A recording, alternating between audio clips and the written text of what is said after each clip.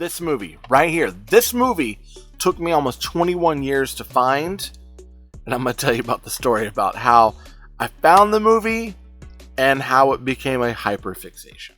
Ray guns, Legos, bricks and toys.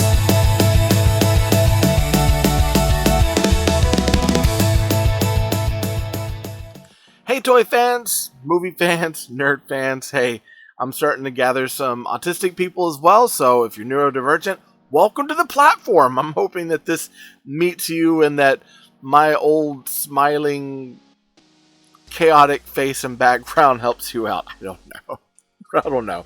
But it comes down to, as I'm a late diagnosed autistic, I am kind of unmasking things. I'm learning a lot about myself. And as I look back on my life, I definitely see it. There's so many aspects that's like, yeah, probably should have gotten some help earlier on. I might not be in a burnout and unmasking phase of my life in my late 40s, but that's how these things run. I know now, and now that I know that I can better myself, but I can also look back on my life collecting, toy collecting, movies, all that stuff, and I can see it. Well, I have this one story about this one movie, okay? Now, today's focus is going to be about hyperfixation, and it does become a thing with me. Right now, I get a lot of hyperfixation on specific things. So, obviously, at one point, I was hyperfixated on cosplay. Learned a lot about cosplay. Created some amazing cosplays. I still cosplay every once in a while, but it's not something I get to go out and do quite as often. But I like cosplay, and especially like full character cosplay, especially go to cons and that because I can cover myself up. Oh, it's amazing. I got this one Zuckuss cosplay. Zuckuss being the bounty hunter from Star Wars. It's amazing. One of my favorite ones to wear. I've also got a screen accurate Tusken Raider. I've got a Ghostbuster uniform. All sorts of things. I love doing this stuff. Well, cosplay was, and I like it, but it's not my hyperfixation. Hyperfixation is that thing that I am solely so into, and I have buried all of my time and energy into. Okay, toy collecting, it's been a hobby of mine forever. I still love it. It comes and goes in hyperfixation on what it is. Sometimes it's Masters of the Universe, sometimes it's G.I. Joe, sometimes it's Star Wars. But I have my regulars that I do, and sometimes it's old retro toys. I like that sort of stuff. So, for my current, I do a lot of building blocks. Now, I've never gotten out of building blocks. I've always loved, I guess you could say, like Lego or the big Danish brand. But I've always done some sort of building blocks or building toy thing over my years. So, I started in 1984, I believe, 1984 and 1986. With a couple of sets. One was the Alien Moonwalker from the Legoland Space Series, and another was the Octane Racer, both of which I absolutely adore. I had some castle sets, some pirate sets, you name it. I had all sorts of sets going up, and then after that I got into Mega Blocks, etc., etc., etc. It goes on and on and on. Well, on that, there was a movie that I would hyperfixate on a lot. Now, I was a really young child, okay? So, when I would think about this movie all the time, I would remember it, and I would remember key details of this movie, because that's something that, I photograph areas of the movie, I see these things, and it's like, that's the experience I want to experience again. And I would tell my mom about it all the time. Mom, this one's for you. All right? I would tell my mom about it all the time. She's like, I don't, maybe it was that Space Hunter movie. And I'd be like, no, it's not that. And she's like, no, I think it was. And here's the Space Hunter film. So, Space Hunter, of course, Peter Strauss, Molly Ringwald. It's got, oh my goodness, Michael Ironside and his buddy Winston Zeddemore himself. Ernie Hudson's in it as well. It's got a lot of fun sort of stuff in it, and it seems like a space adventure that she would think of. but it's not exactly what I was looking for. And I would constantly, we would meet during Christmas, be like, hey, do you remember this film? She's like, I have no idea. Are you sure you're not thinking of Star Wars? I'm like, I'm not. It had a pyramid or like a triangle, and they were flying these sky sleds through the triangle, and the triangles were alternating colors of like green and red and black. And she's like, honey, are you sure it wasn't Space Hunter? And I'm like, it wasn't Space Hunter. And at this point, I'd already bought Space Hunter. I had different variations of Star Wars. I mean, I'm like, come on. Now, keep in mind, when I was watching this movie, this would have been like back in like 1986, okay? So at this point, when I'm seeking it out yet again, for kind of the last time, up to the point that I found this movie, I was living in California. I was in my 20s, mid-20s at this point. And I'd ask my mom, she's like, honey, I don't know. All right, so I happened to get online back when it was basically dial-up at that point, and I would do my little searching, and I had like MySpace, and I would find things, and someone had posted a poster. It was a poster of a double feature, so it was a double feature film of Space Hunter, right?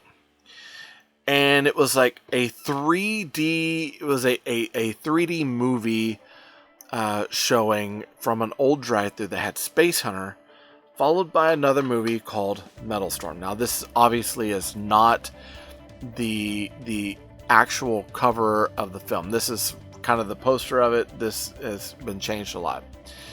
The film I was looking for was this, Metal Storm. Now, I got this copy years later. But in my search, I was looking and looking and looking, and I lived not far from, it was a shop that had a rental place, and then it also had a game place, like a game exchange sort of thing. And I would go and do games all the time, and systems, and I would get games. That was back when the PSP was going. I still got PS2 stuff, Xbox stuff. And I happened to call them after I figured out this is the movie. This is the movie. I know it. And it's Metal Storm, Destruction of Jared Sin. So weird. So weird.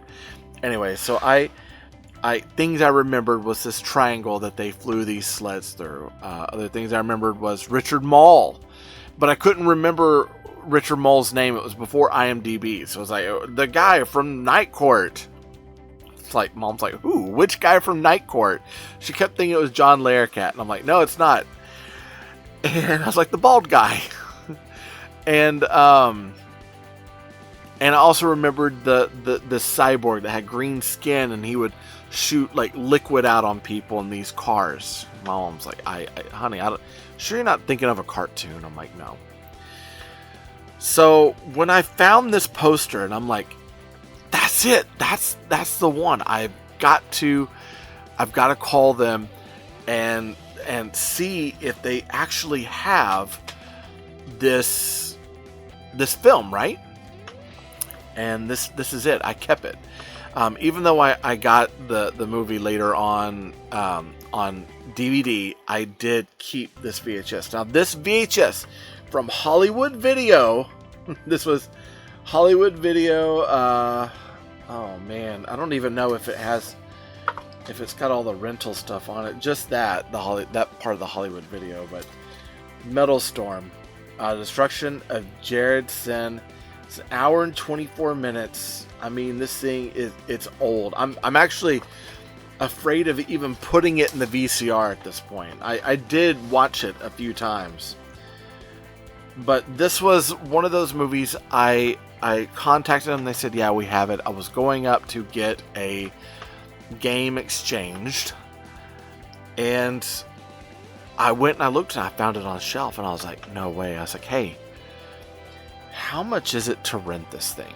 Okay. Now, I can't even remember what rental prices were back in the day.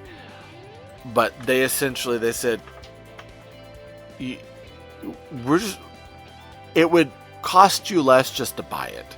I was like, what do you mean? They're like, it'll cost you like $5 to buy it. Renting it's like $4.95. And I was like, I'll just buy it. So I bought the copy. They took the plastic sleeve that it goes in. They took that part. I didn't get to keep it, but I got to keep the original box art and the actual VHS. And I was so stoked. I'm like, that is so wild. It is such a bad movie, but I love it. It's high noon at the end of the universe. Yeah, there's that robot guy. I'd have to go back.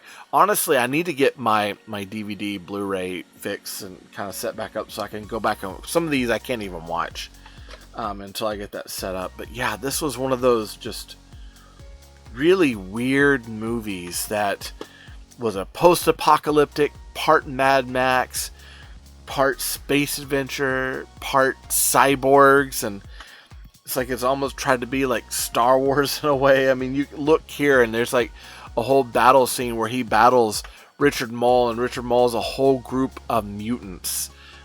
So it is a very, very strange movie. But I do remember when I found it, and it was weird because the hyperfixation on it, once I found it and it was done and I had it in my collection and I could watch it anytime I want. And I got the DVD because when I did find that, hey, there's a DVD of it in a bin, that was probably 10 years later. So if I didn't find the VHS, I'd have been searching for 30 years and might not even have recognized it because I recognized it by the poster.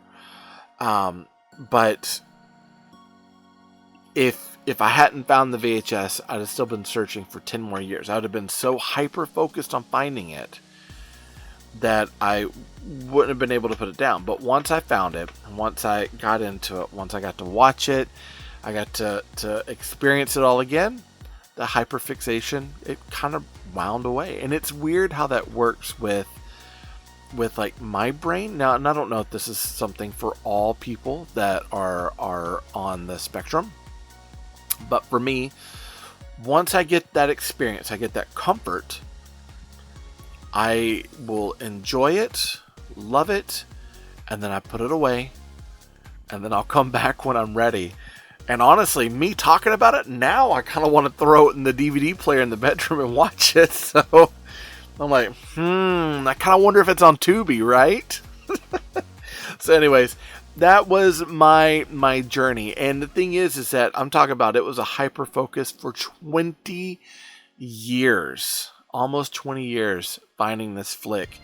But just the journey of trying to find it was amazing. And I love it. And I remember a lot of those aspects of it. And the day that I did find it, I was giddy. I probably, before I even knew, I was probably like, woo, shaking my hands, because I do that when I get excited.